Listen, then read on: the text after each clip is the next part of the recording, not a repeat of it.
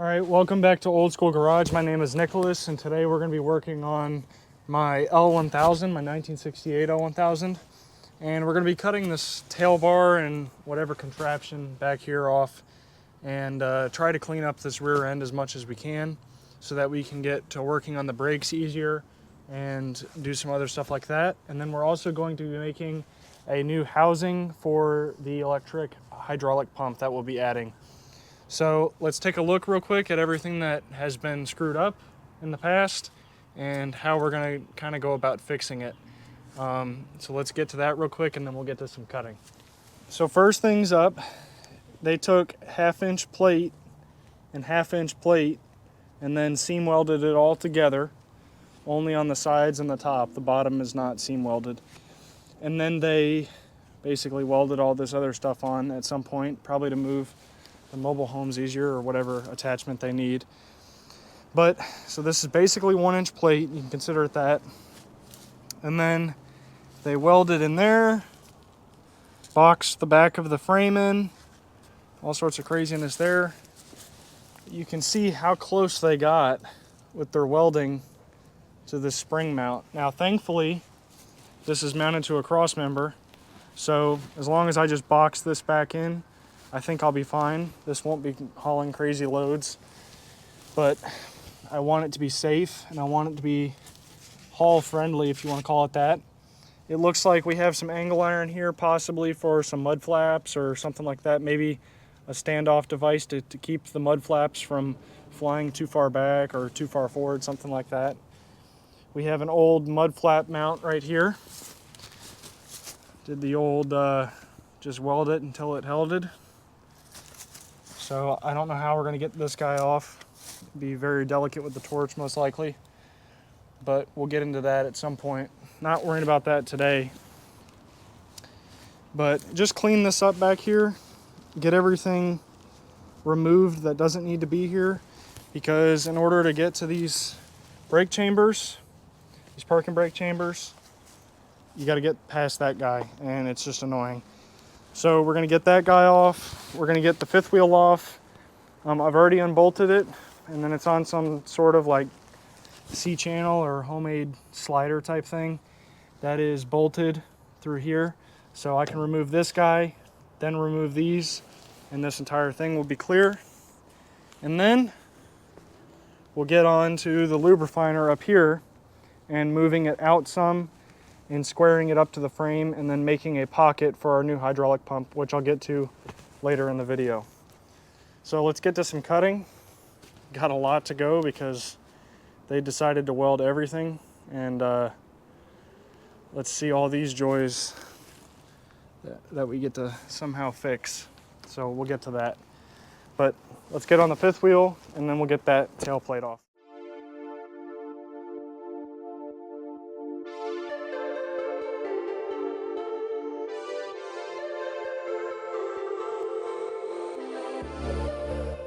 All right, now I can't get under the spring perch all the way with my torch because the head is too big. So as I would get back there, I'm not going to be able to access that corner.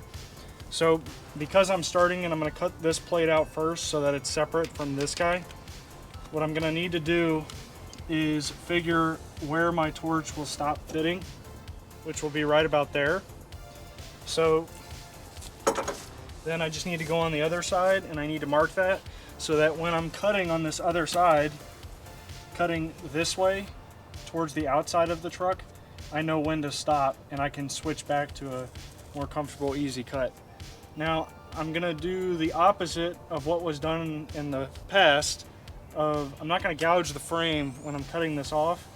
I'm just gonna give me a nice little bit, like a 1/4 inch of leeway, maybe even 1/8 of an inch if I wanna get closer. But I'm not gonna aim up into the frame because I don't wanna damage the frame and cause more repair need to be done and damage to the frame. So this guy is gonna have to get cut off, and then we'll get into this guy and cut everything off and we'll be good to go.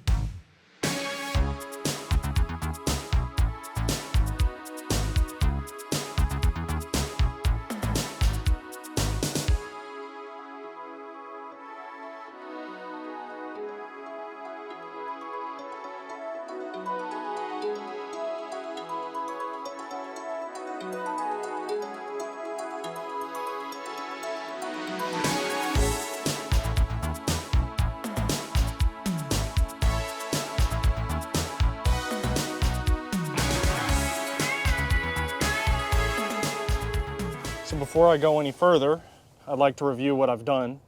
So obviously I've cut the tail plate off and it was quite porous.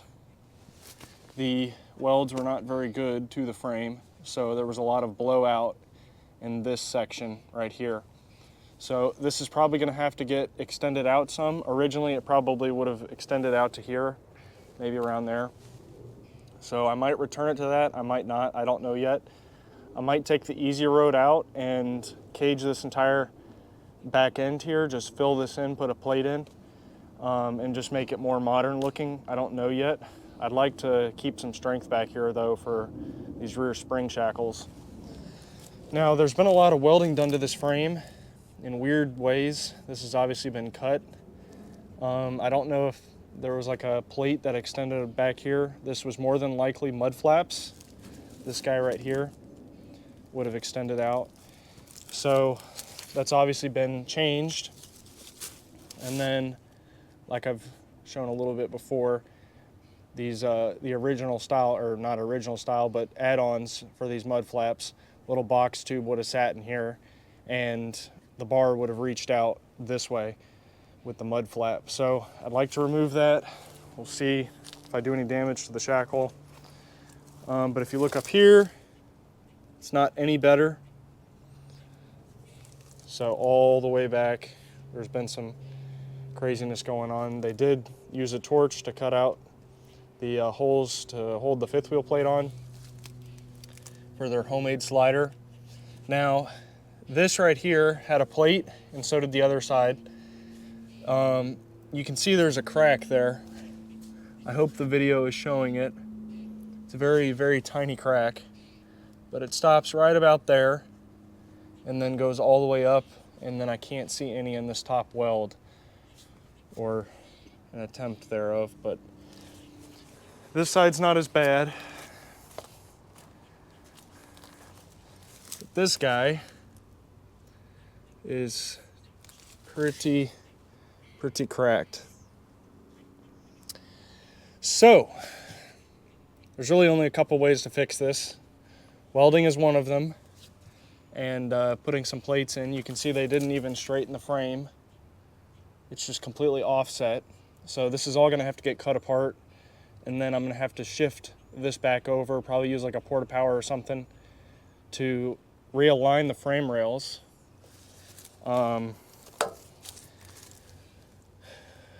Yeah, it's just, this thing is a mess. So they didn't even chip the slag off. I could probably go get a chipping hammer and chip the slag off. So I'm gonna try and cut this plate out.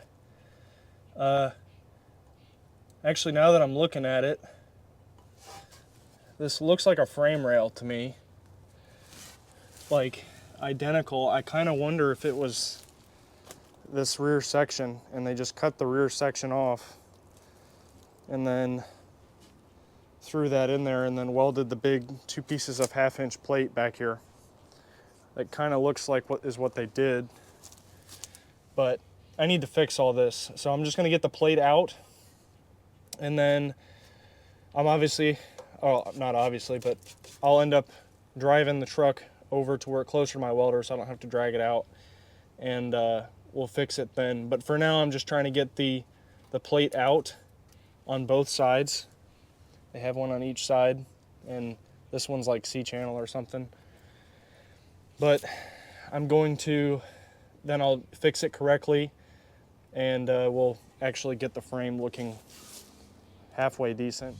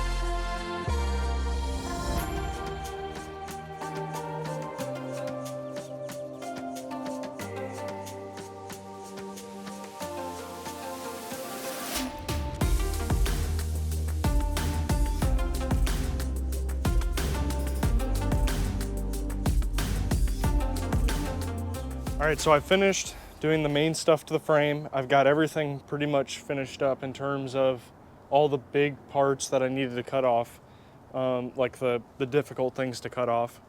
So let's take a look at what I've discovered, how bad the cracks are, and our steps forward. All right, so first things first, the driver's side. If we take a look at it, you can see the crack is pretty spread apart. They did not align the frame at all when they were welding it. So you can see no weld penetration through the crack at all. There was no hole drilled or anything like that.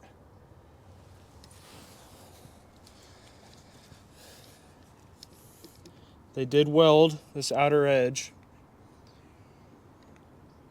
but did not hold at all.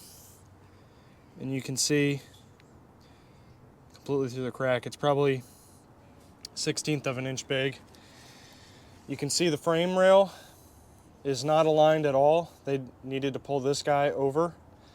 It's not aligned as we showed before. The same goes for this side, but this side, the crack is a little bit smaller. It's right there. As you can see, it goes all the way up. And again, frame rail is not aligned. This side's a lot closer.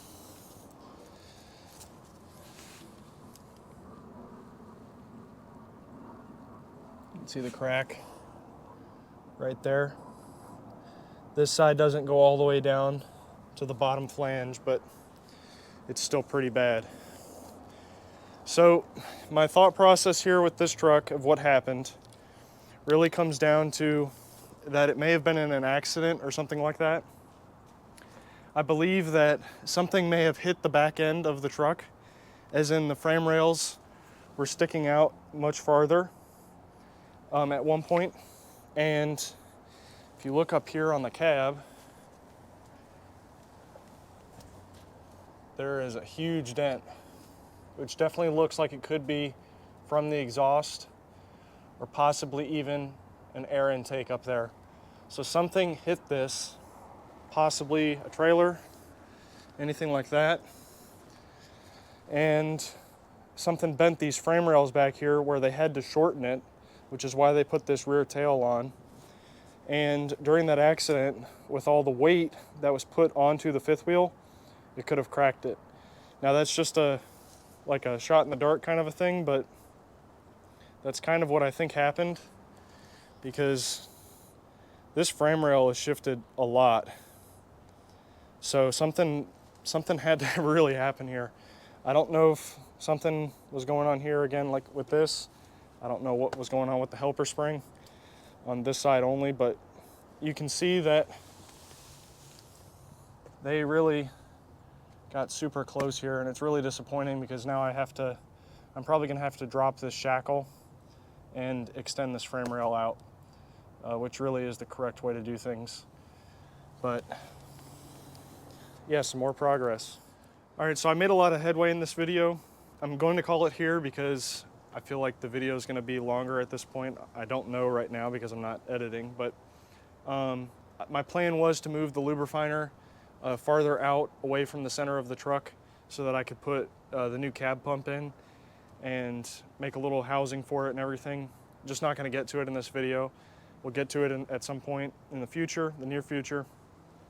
But now we're all cleaned up back here. I have a lot better access to the back of the truck because this huge plate isn't here anymore, so I can crawl under a lot easier. I actually have access to the parking brake chambers and all that kind of good stuff. So we've uncovered some demons that now I can truly fix and prevent any issues for future use. And but we have a lot of welding and cleanup work back here that needs to be done. So I'm more than likely going to be adding a cross member back here after I've completed welding the crack up and getting everything sealed away back here.